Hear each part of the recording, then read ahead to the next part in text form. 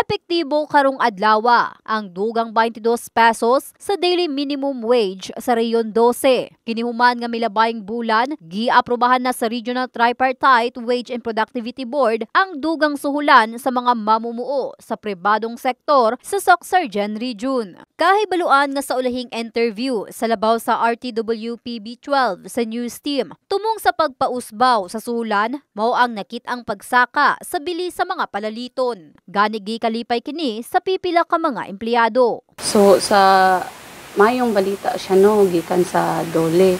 So lipay gid kayo mi kay tungod murag mahulog na siya nga maagang pamasko. Akong anak 3 ka buok. So bisan duha mi sa akong husband nagtrabaho. Pero tungod kay dako ang balay duno na atay college, dili gyud siya sapat. Arang-arang na lang at least na nalugang. Tuloy mo estudyante. Nya kuan lang imong hamot sa 400 ang adlaw. Short yun siya. Inanan niya ka extra income yun. 500 kung magkulang nga gihapon. Gikan sa salary rate nga 368 matag adlaw sa non-agriculture sector. Musaka na kini sa 390 sa agriculture, service, retail sector. Gikan sa 347 karon musaka na sa 369.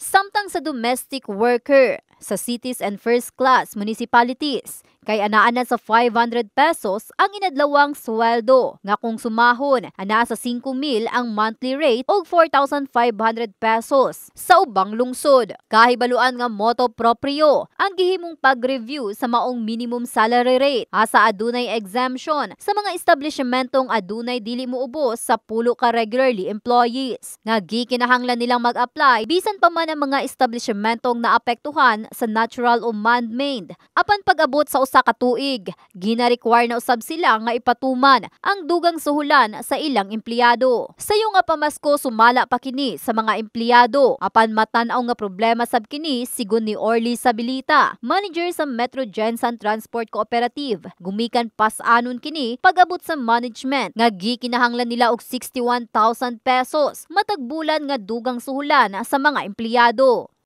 So, nami total of 81 employees, tanan-tanan. So, duhanin nag 22 pesos matag adlaw.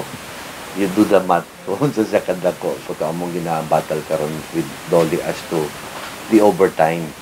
Unsa tong makonsider ng overtime, especially na sa among mga electric jeep, na i-charging time nga 2 hours.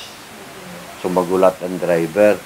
Dapat ba na mo siya bayaran overtime? Nag-aulat sa iyang turno. Maong lauman na lang sab nila nga sa mga pasahero lang nagasalig sa ilang kita nga mapausbawan sab ang pamasahe o adunay consistent subsidy alang kanila. Turod yung ka mag-rely sa imuhang rota. Na-feel na mo nga dili siya kaya kung walay government subsidy.